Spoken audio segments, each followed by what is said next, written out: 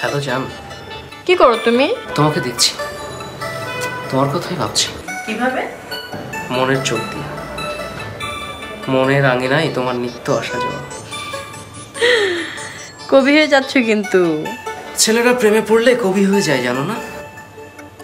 আমি তো জানি ছ্যাঁকা খেলে ছেলেরা কবি হয়ে যায়।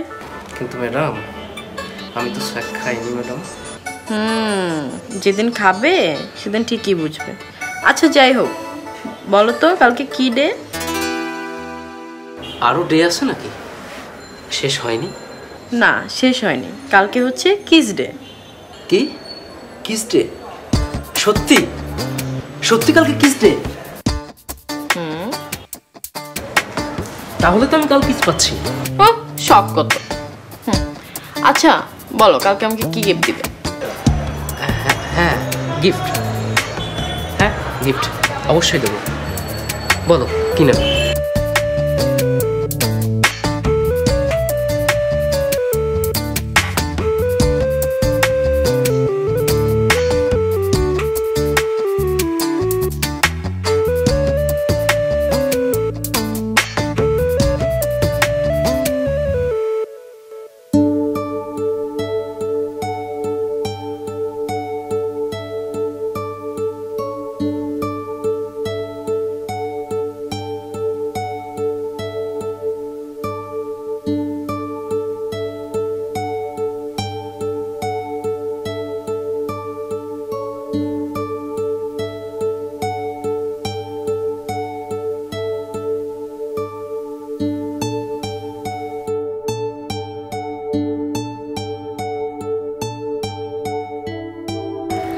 Hello Maizan, happy kiss day. এই তোমার আসার সময় হয়েছে? কতক্ষণ হয়েছে ওয়েট করতেছি? আক্কেল জ্ঞান বলতে কিছু নাই? এতক্ষণ কাউকে অপেক্ষা করে? ও বাবা, এত কষ্ট করে গিফট নিয়ে হাজির হলাম, কোথায় একটু জড়িয়ে ধরে কিস দিয়ে কিস ডে নামে সার্থকতা প্রমাণ করবে, তা আমরা শুরু করলা ঝাড়ি। হ্যাঁ ঝাড়ি ঝাড়ি, দেখছো কি? সবে তো শুরু। সর্বনাশ, আমার বাকি জীবনটা কি ঝাড়ি সর্বস্ব হয়ে কাটবে? হ্যাঁ অবশ্যই। উঠতে গেলে ঝাড়ি, বসতে গেলে ঝাড়ি, খাইতে গেলে ঝাড়ি, খালি ঝাড়ি ঝাড়ি ঝাড়ি, ঝাড়ির উপর সারা জীবন কাটাই দেবে। হাই রে আমার দুয়ানার জীবন। তো ম্যাডাম, আজ আপনার কি পরিকল্পনা? আমার না খিদে পেয়েছে, চলো কোথাও গিয়ে বসি। এই মানে আমার না তেমন খিদে লাগেনি। হ্যাঁ, তো তুমি কি খাবে বলো? আচ্ছা খাওয়াটা বড় কথা না, চলো কোথাও গিয়ে বসি, তারপর আমরা প্ল্যানিং করব। কিসের প্ল্যান? ও মা, তুমি ভুলে গেছো কাল ভ্যালেন্টাইন ডে, প্রেমিক প্রেমিকার সবচাইতে সুখময় একটা দিন। ঠিক আছে, আমরা কালকে সকালবেলা দুজন ঘুম থেকে উঠবো, তারপর সারাদিন। এই রক্তিম, কি হয়েছে? না মিও, তোমার সাথে আমার কিছু কথা আছে, কথাগুলো না বললে আমি শান্তি পাচ্ছি না। কি কথা? কোনো সমস্যা? বলছি, বসো।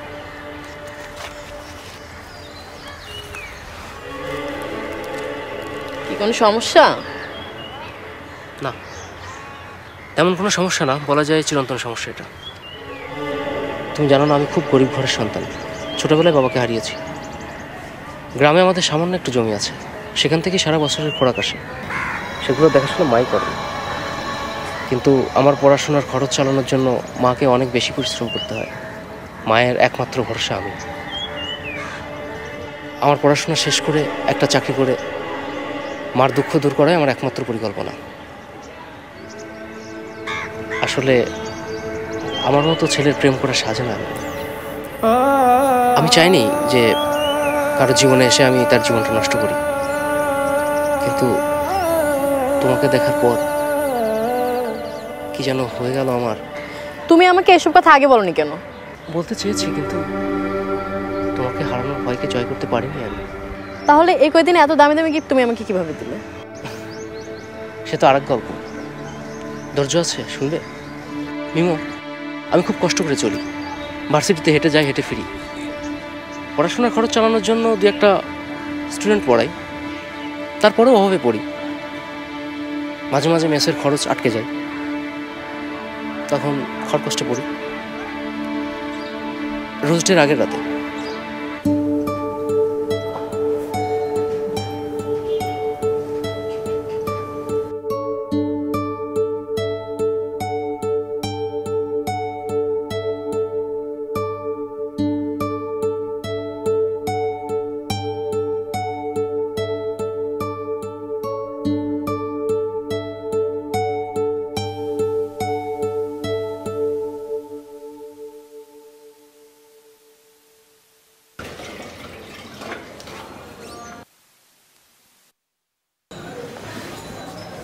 আকাশ, বন্ধু কিছু টাকা দিতে পারবি? কত? এই 500,000 দিতে পারবো। কালকে আমার পরীক্ষার ফির লাস্ট ডেট, দিবি তো আবার? হ্যাঁ হ্যাঁ, পারবো পারবো। আকাশের টাকাটা সময় মতো দিতে পারিনি। আকাশ খুব বাজেভাবে বকেছে আমাকে। পরদিন ছিল প্রপোজ ডে। তোমাকে কি দেবো আর কিভাবে দেবো আকাশ পাতাল ভেবেও খুঁজে পেলাম না। শুভ, কেমন আছো? আছি ভালো। আমাকে 1,000 টাকা দাও। আরে বলো না, আমার এক আত্মীয় বার্থডে বসে, তোমার নাম্বারটা তাকে দিয়েছি, তুমি টাকাটা পাঠাচ্ছি। হ্যাঁ, কিন্তু আমাকে দিয়ে দেওয়া সম্ভব না। টাকাটা না আসলে তুমি মুসিবতে পড়ে যাবে। কোনো মুসিবত নেই, টাকাটা এক্ষুনি চলে আসবে। টাকাটা দাও, এক্ষুনি চলে আসবে। থ্যাংক ইউ শুভ, দেখা হবে।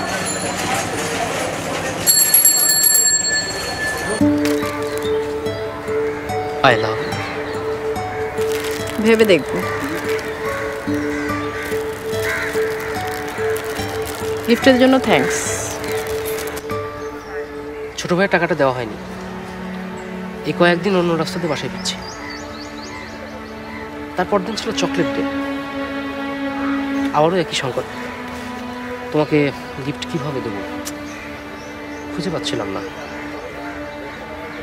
পরদিন টিউশনিতে গেলাম।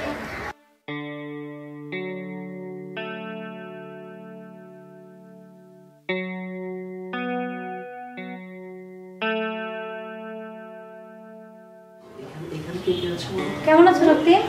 কিছু ভালো আছি। তোমার ছাত্রীর কি খবর? হ্যাঁ, নেয়ার অবস্থা খুব ভালো। ও বেশ ভালো পড়াশোনা করছে। যাক ভালো। তুমি বসো, আমি চা পাঠাচ্ছি। জি। আপা, হ্যাঁ কিছু বলবে? ঠিক কথাটা কিভাবে বলবো বুঝতে পারছি না। আসলে আমার কিছু টাকার দরকার ছিল।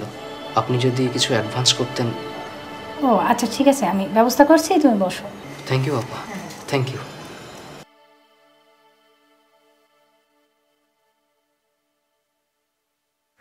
অ্যাডভান্স নেওয়ার কারণে এ মাসে আর কোনো টাকা পাবো না।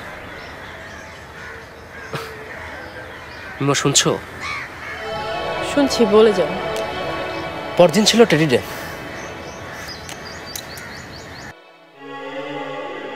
একটা দামি টেডি বিয়ার কিনবো বলে ভেবে রেখেছিলাম, কিন্তু কি করে কিনবো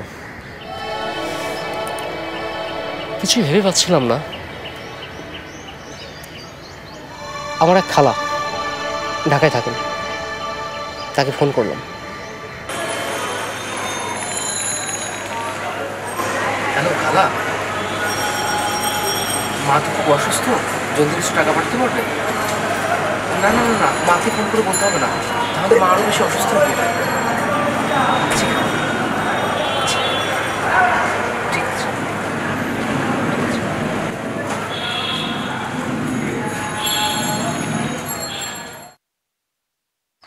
খালা আমাকে টাকা পাঠালো ঠিকই, কিন্তু মাকেও ফোন করে বসলো।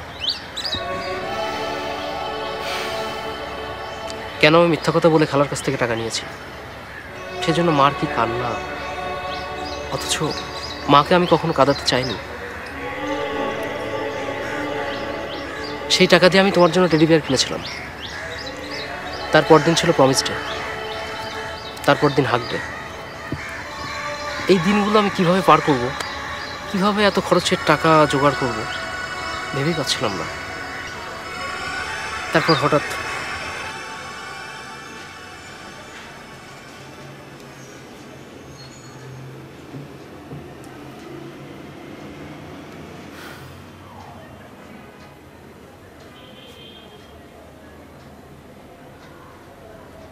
হ্যালো দিদার।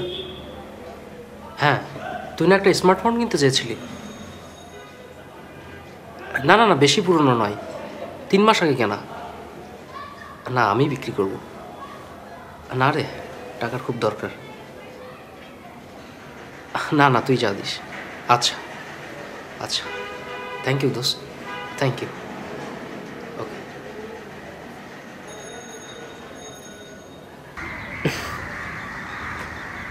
শখ করে টাকা জমিয়ে একটা স্মার্টফোন কিনেছিলাম।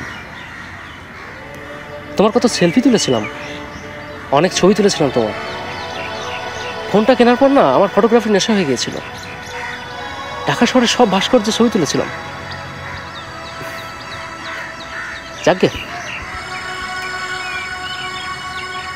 কোনো কিছুই তো চিরস্থায়ী নয়। কাজ চালাবার মতো একটা ফোন আছে, হয়ে যাবে।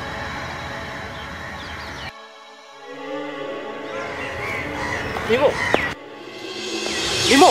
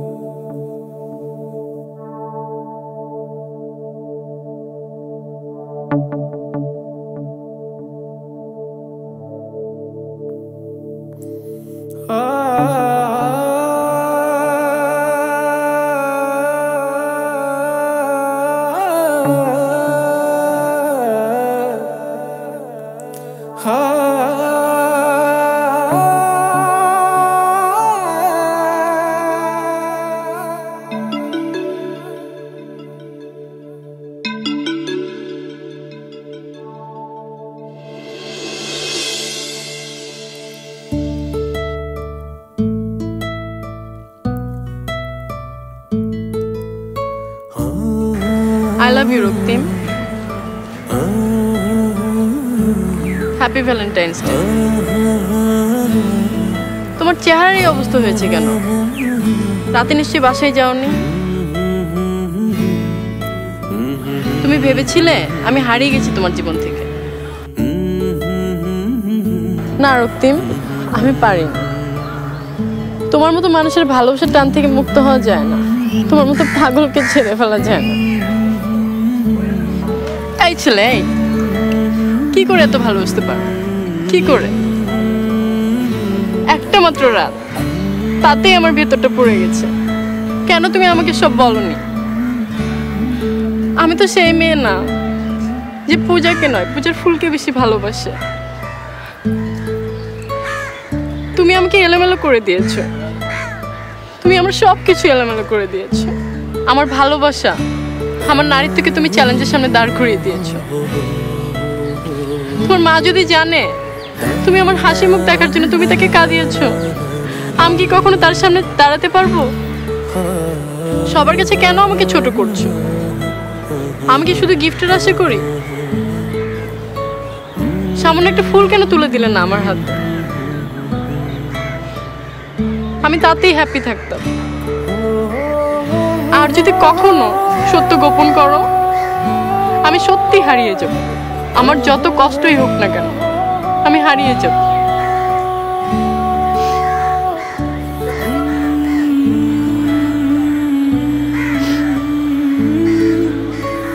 চলো তোমাদের বাড়িতে যাই, মাকে গিয়ে দেখে আসি। মানে সত্যি? হ্যাঁ সত্যি। কেন মাকে মিথ্যে বলেছিলে সেটা তুমি আমার সামনে মাকে বলবে। আমি চাই না আমাদের ভালোবাসা ছোট হোক।